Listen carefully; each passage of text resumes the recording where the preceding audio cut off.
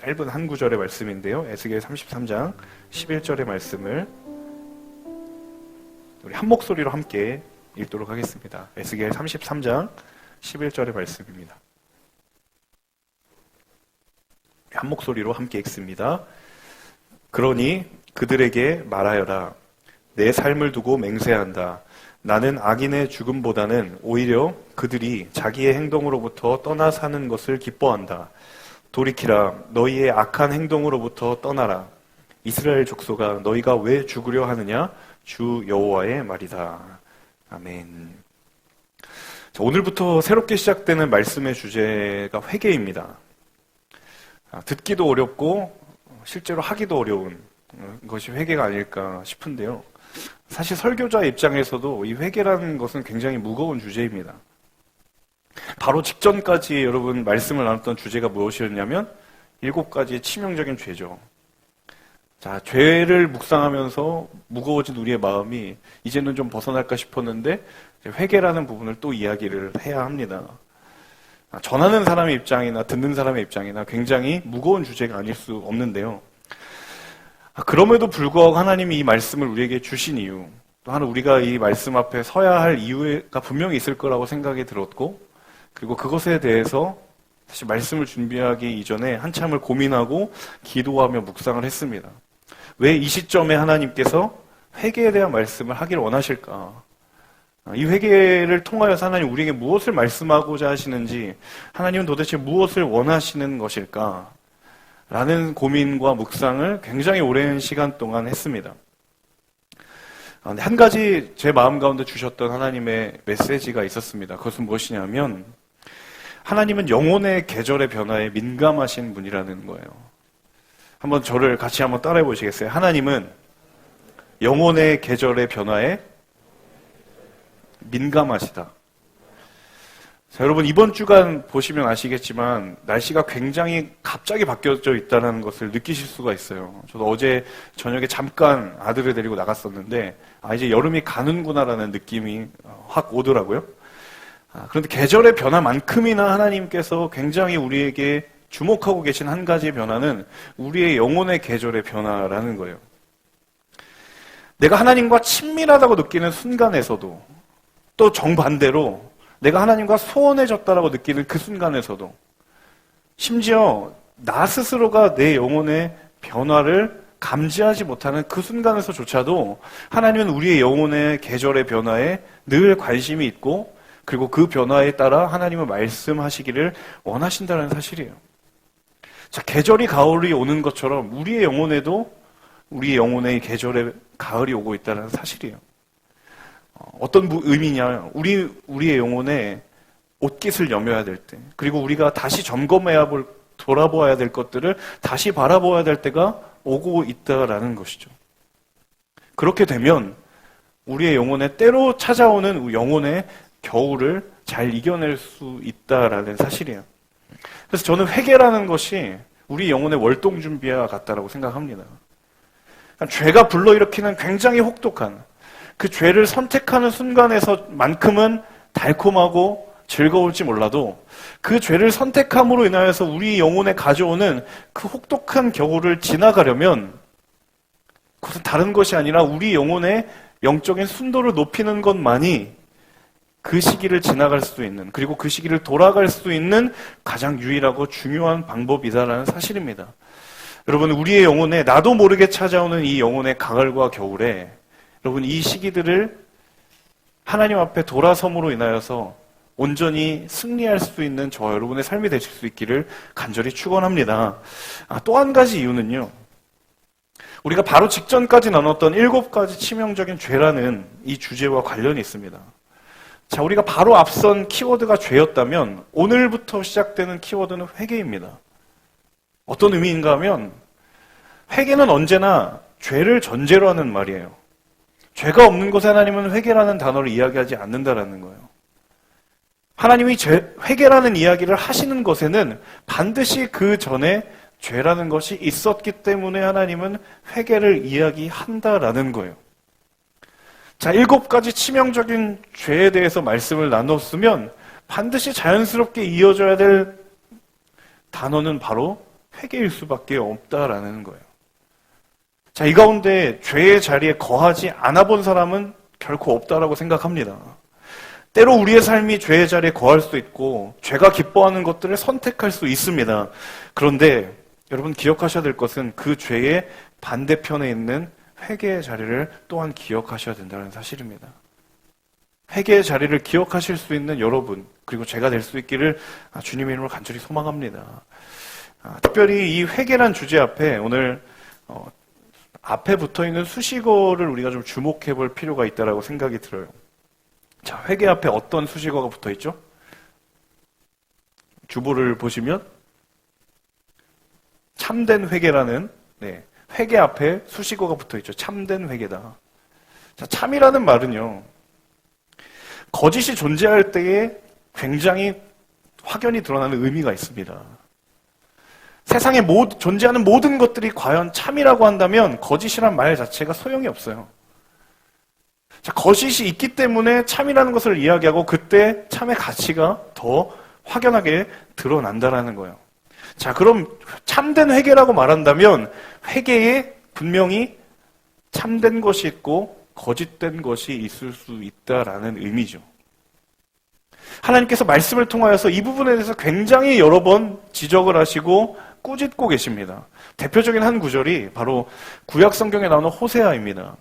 여러분, 호세아 하면 떠오르는 구절, 굉장히 유명한 구절이 하나 있죠. 유명하지 않은가 봐요. 아직 자막을 보여주시면 안 됩니다. 오라, 우리가 여호와께 돌아가자. 우리가 여호와께 돌아가자. 우리를 찢으셨으나 그가 우리를 도로 낫게 하실 것이요, 우리를 싸매어 주실 것이라. 그러므로 우리가 힘써 여호와를 알자. 여러분, 말씀 카드나 이런 데서 많이 보시죠. 굉장히 은혜로운 고백이다. 그렇게 돌아가야지. 그렇게 여호와를 아는데 힘써야지. 굉장히 아름다운 회개에 대한 결단의 구절들로 대부분의 사람들이 알고 있지만 사실 이 바로 다음 구절에는 굉장히 실망스러운 부분이 있습니다. 이제 띄워주시면 되겠습니다. 4절 함께 읽어볼까요? 4절 말씀 함께 있습니다. 시작.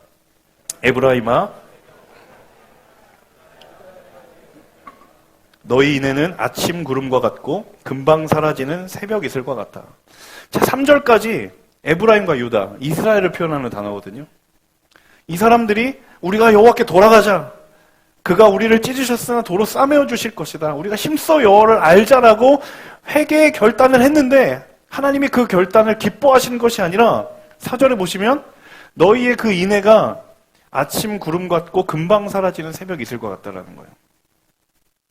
여러분, 산에 올라가면 아침에 안개가 끼거나 이슬이 꼈을 때 해가 비치면요 금방 사라집니다. 제가 몇 주 전 갔던 설악산에서 그걸 보게 됐거든요.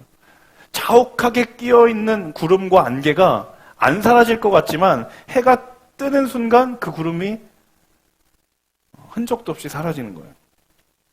3절까지 그들이 고백했던 그 회개, 우리는 정말 아름답고 이렇게 회개하지라고 하였지만 이 회개가 금방 사라져 없어지는 껍데기와 알맹이와 같은 그런 회개라는 것을 4절에서 하나님이 이야기하고 계신다는 거예요.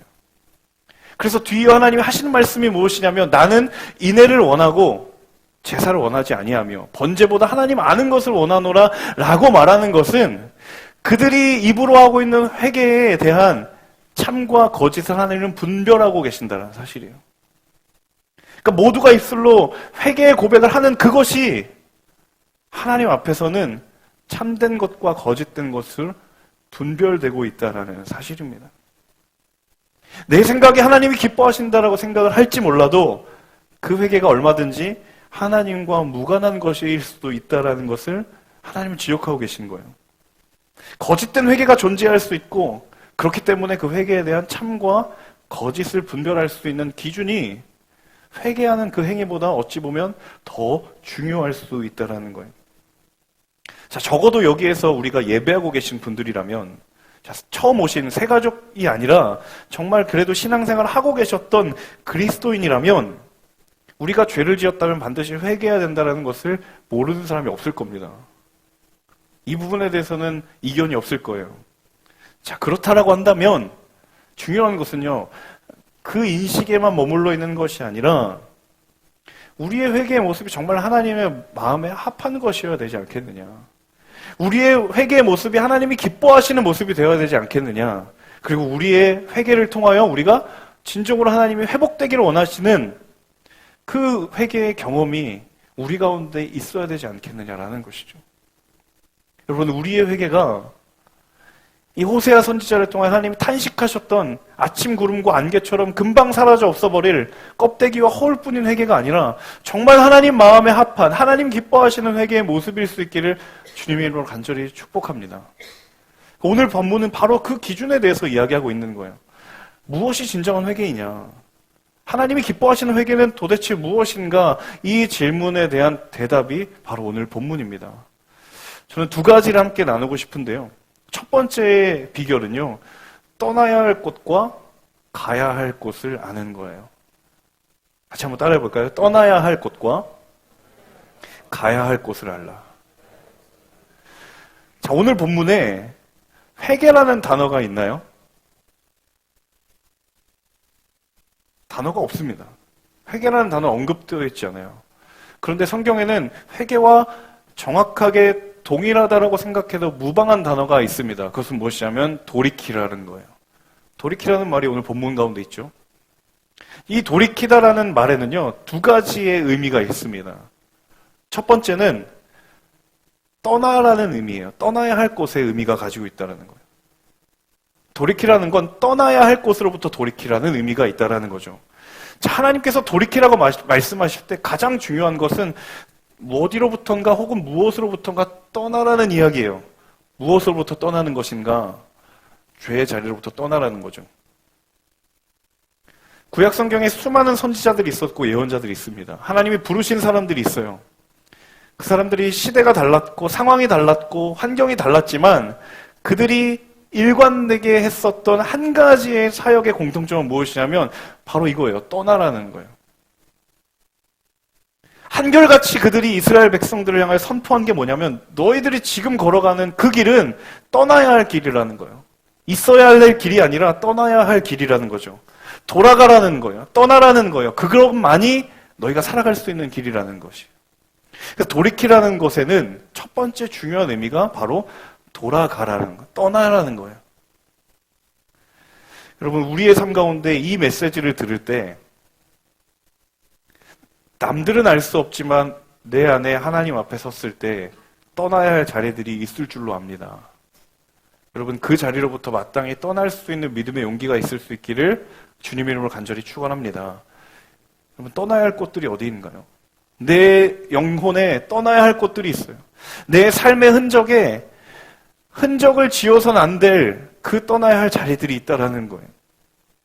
그것이 바로 첫 번째 의미의 돌이키라는 의미입니다. 두 번째 의미는요, 가야 할 곳이 있다라는 거예요. 떠난 뒤에 그곳에 머물러 있는 것이 아니라 가야 할 어딘가가, 가야 할 무언가가 있다라는 거예요. 성경에서 하나님이 죄의 자리로부터 떠나라는 것이 회개의 전부다, 회개의 완결이다라고 하나님을 이야기하지 않는다라는 거예요. 더 나아가서 떠난 그 자리에서 가야 할 자리까지 가라고 이야기하는 거죠. 이스라엘 백성들에게 우상 숭배는 하나님이 기뻐하지 않는 것이다.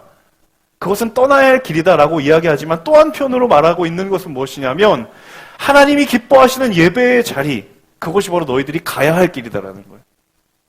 떠나는 것이 전부가 아니라 내가 가야 할 길이 또 한편으로 있다라는 거예요. 단순히 죄의 자리로부터 떠나는 것이 전부가 아니라 하나님이 기뻐하시는 그 자리, 우리 영혼이 가야 할 그 자리, 우리의 영혼이 머물러야 될 그 자리가 있다라고 하는 것이에요. 근데 문제는 무엇이냐? 저를 포함한 많은 사람들이 가야 할 곳을 떠나고 떠날 곳에 간다라는 거예요. 가야 될 곳을 떠나는 삶.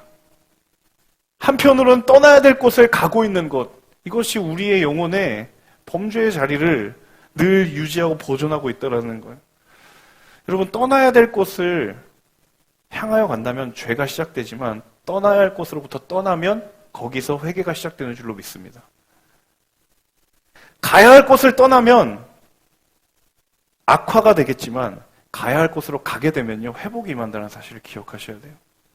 굉장히 말장난처럼 들리지만 우리의 영혼에는 가야 할 곳과 떠나야 할 곳이 늘 공존합니다. 근데 문제는 가야 될 곳을 가지 않고 떠나야 될 곳으로 가고 있는 우리의 영혼의 문제라는 것이죠. 여러분, 떠나야 될 곳과 가야 할 곳을 분별하여 아는 우리 폴투의 모든 예배자들 될 수 있기를 간절히 소망합니다. 그래서 그리스도인들은 가야 할 곳을 향하여 가는 사람들이에요. 떠나야 될 곳에 눈을 돌리지 아니하고 그리스도인이 가야 할 곳을 눈을 두고 있는 사람들이라는 거예요. 그래서 진정한 회개의 모습에는 떠나야 할 곳과 가야 할 곳을 아는 데서부터 출발한다는 사실입니다. 결코 이 두 가지가 분리되지 않는다라는 거예요. 떠나야 될 곳을 떠난 자리에 하나님은 가야 될 곳으로 우리에게 말씀하셔요. 어디로부터 떠나야 되는지, 그리고 내가 어디로 가야 하는지 여러분, 우리는 이미 다 잘 알고 있습니다. 무엇을 떠나야 되고 무엇으로 향하여 가야 하는지 이 가운데 모르는 사람은 많지 않다라는 거예요. 문제는 무엇이냐? 그렇게 하는 사람이 많지 않다라는 거예요. 여러분, 그것을 이제는 마땅히 선택할 수 있는 우리 모두가 될 수 있기를 주님으로 간절히 소망합니다. 두 번째는요, 진짜 회개는요, 영적인 공감입니다. 영적인 공감. 자, 회개를 늘 이야기할 때 굉장히 우리 마음 가운데 무거움이 있고 부담이 있습니다. 저는 왜 우리가 이렇게 무거운가, 왜 그렇게 우리의 마음이 부담스러운가를 한참을 고민했어요. 그리고 제가 말씀을 준비하면서 또 아내랑도 이 주제에 대해서 이야기를 했어요. 근데 내렸던 결론이 무엇이냐면, 우리가 회개에 대해서 생각을 할 때 동시에 생각하는 한 부분이 있습니다. 그것은 어디냐면 회개의 반대편에 위치하고 있는 심판이라는 지점이에요. 성경을 보시면 너희가 회개하지 않으면, 돌이키지 않으면 어떻게 된다고 이야기하죠? 멸망한다. 심판을 받는다. 그 화가 너희에게 임할 것이다. 라는 굉장히 우리가 마주하고 싶지 않은 모습들이 있어요. 그러나 한편으로 우리의 마음이 참 무거워지는 상황이 무엇이냐면, 내가 회개해야 되는 것에 대해서는 너무도 잘 알지만 정작 내 모습에 회개의 모습들이 보이지 않을 때 우리는 그것 때문에 마음이 어려운 것이 아니라, 이제 나는 하나님이 책망하시겠구나. 이제 나는 하나님이 심판하시겠구나. 말씀대로라면 내가 회개하지 않았다는 그 모습 때문에 하나님 나를 벌하시겠구나. 조금만 차분하게 이 상황에 가운데 있는 우리의 마음의 무거워짐을 묵상하다 보면, 그 근원이 어디인지 거슬러 나아가다 보면, 내가 정말 회개하지 못했기 때문에 마음이 어렵다기보다는 회개하지 않음으로 내가 감당해야 될 대가가 두려운 거예요. 결국에는 회개보다는 회개하지 않으면 내가 책망받을까봐, 심판받을까봐, 그것이 더 내게 부담스럽고 거슬리고 불편한 거죠. 회개하지 않으면 책망받을 텐데. 성경에 아무리 봐도 회개하지 않으면 회복한다라는 말도 없고, 회개하지 않으면 심판받는다고 했을 텐데, 더 나아가서 더 근본적인 물음, 회개하지 않으면 나 천국 못 들어가면 어떡하지? 근데 여러분, 이 수많은 물음에 중요한 한 가지가 빠져 있다라는 거예요.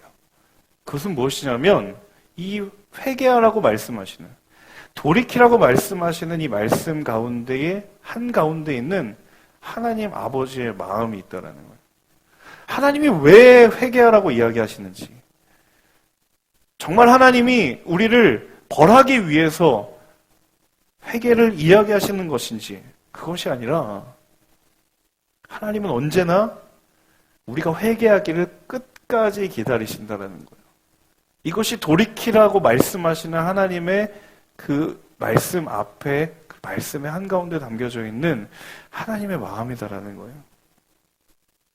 하나님께서 말씀하신 회개가 우리를 저주하고 우리를 책망하고 우리를 지옥의 불구덩이로 빠뜨리기 위함이 아니라 그곳에 가지 않게 하기 위한, 그곳을 끝까지 우리를 지키기 위한 하나님의 마음이 먼저 확인되지 않으면 우리는 여전히 회개의 반대편에 있는 심판과 책망과 두려움들을 회개라는 단어보다 더 많이 묵상할 수밖에 없다라는 거예요. 자, 오늘 본문을 다시 한번 읽어볼까요? 오늘 본문 다시 한번 읽어보겠습니다. 11절의 말씀을 한번 다시 읽어보겠습니다. 자, 색깔이 표시된 부분들을 잘 한번 보시면서 읽어보겠습니다. 시작. 그러니 그들에게 말하여라. 내 삶을 두고 맹세한다. 나는 악인의 죽음보다는 오히려 그들이 자기 행동으로부터 떠나 사는 것을 기뻐한다. 돌이키라. 너희의 악한 행동으로부터 떠나라. 이스라엘 적소가 너희가 왜 죽으려 하느냐? 주 여호와의 말이다. 자, 하나님이 돌이키라고 하신 이유가 뭐예요? 악인 한 사람이라도 돌아오기를 원하신 하나님의 마음 때문에 끝까지 돌이키라고 지금 참고 버티고 계신 거예요. 자, 만약에 하나님이 공의의 원리대로 정말 말씀의 원칙에 입각해서 죄를 다루셨고 그리고 우리를 다루셨다면 이미 결론은 끝났습니다. 결론은 나야 된다라는 거예요. 그렇게 나를 대하셨고 그렇게 세상을 대하셨다면 여기에 남아있을 수 있는 사람이 없어요. 하지만 이 사실을 기억하지 못한 채 세상에 수많은 사람들이 마치 하나님이 계시지 않는 것이 아니냐. 이거 봐라. 세상에 악이 많은데 하나님은 존재하지 않는 것이 아니냐. 나 또한 내 모습도 심지어는 때로는 하나님이 없는 것처럼 살아가고 있는데 아무런 일이 일어나지 않는데 과연 하나님이 살아계신가? 하나님이 어디에 계시는가? 이렇게 반문을 한다는 거죠. 근데 반문할 것이 아니라 이 부분은 하나님이 끝까지 참고 기다리신다는 사실이에요.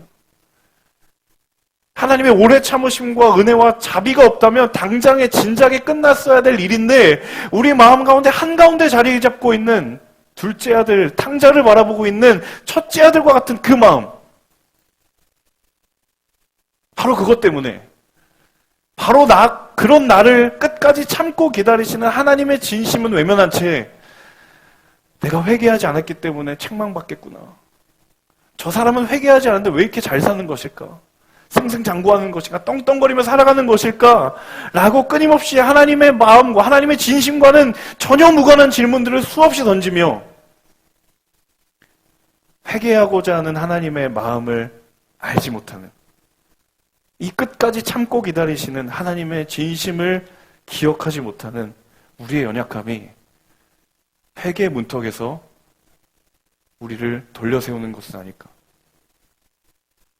여러분 99%의 불가능성보다 하나님은 언제나 1%의 가능성을 늘 붙잡고 계시는 분임을 기억하시길 바랍니다. 나에게도 세상에게도 그것은 동일하게 하나님을 적용하고 계신다는 거예요. 그래서 진짜 회개는요. 하나님의 마음을 공감하는 것으로부터 출발합니다. 바로 이 마음을 공감하는 거예요. 이 하나님의 마음에 대한 영적인 공감이 회개의 출발이에요. 여러분 진짜 사람과 사람이 관계를 가지면서 저 사람이 정말 내 마음에 공감하고 있구나 라고 생각할 때가 언제냐면 내가 원하는 것을 말하는 것보다 할 때예요. 당장에 내 말을 들으면서 굉장히 달콤한 말로 온갖 감언이설로 나를 공감해주는 듯한 제스처를 취해도 결국엔 그 한가운데에 내 말을 듣고 행하는 액션이 없다면 이 사람이 나를 공감하지 않는구나라고 우리는 당장 알아차립니다. 그래서 여러분 하나님의 마음에 공감한다라는 건 그 마음을 잘 듣고 동의하는 것에 머무를 수 없다라는 거예요. 상대방이신 하나님의 마음을 알고 그리고 그분이 원하는 것을 하는 것이 결국에는 공감일 수밖에 없다라는 거죠. 그래서 여러분의 회개에는 반드시 행함이라는 말이 따라올 수밖에 없는 거예요. 왜냐하면 내가 아버지 하나님의 그 마음을 알면 정말 그 마음에 공감하면 그렇게 할 수밖에 없는 거죠. 이건 책임이기 이전에 너무도 자연스러운 반응입니다. 사랑하는 여러분, 우리의 하루하루가 정말 이 주님의 마음에 공감할 수 있는 그런 하루가 될 수 있기를 간절히 소망합니다. 이 마음을 알아가는 것, 하나님의 마음을 알고 행하는 것이 하나님 가장 기뻐하시는 돌아가는 자, 그리고 하나님이 기뻐하시는 곳으로 가야 하는 자의 모습인 줄로 믿습니다.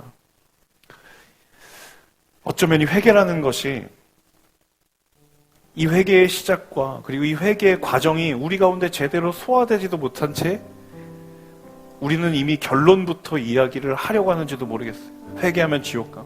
회개하면 심판받아. 이 결론을 가지고 회개의 시작과 회개의 그 모든 과정 안에 있는 하나님의 마음을 외면하고 싶은,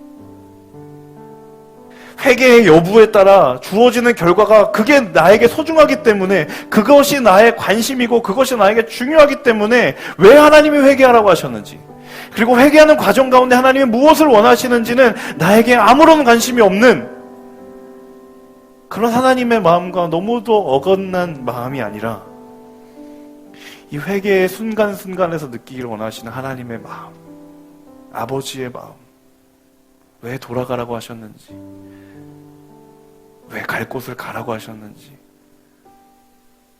이 마음을 아는 사람이 될 수 있기를 간절히 소망합니다. 여러분, 추리소설을 뒤부터 읽는 사람은 아무도 없습니다. 회개란 그런 거예요. 우리의 삶의 회개 또한 그래야 된다는 거예요. 그 아름다운 회개의 흔적들이 저 여러분 가운데 새겨지는 그러한 우리의 새로운 한 주간이 될 수 있기를 주님의 이름으로 간절히 소망합니다. 함께 우리 찬양하며 기도했으면 좋겠는데요.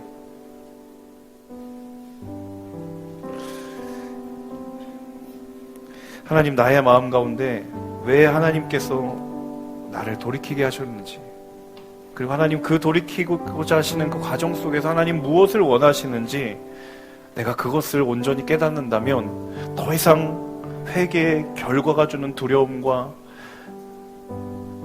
회개의 본질과는 무관한 그 수많은 속박들로부터 하나님 내가 자유케 될 줄로 믿습니다. 그 믿음의 지경으로 나아가는 제가 되게 하여 주시옵소서. 비록 나에게 선한 것 없지만 하나님께서 부어주시는 그 마음 따라 하나님 원하시고 기뻐하시는 그 길로 가기를 원합니다. 우리 함께 그 마음 가지고 찬양하고 기도했으면 좋겠습니다. 함께 찬양하겠습니다.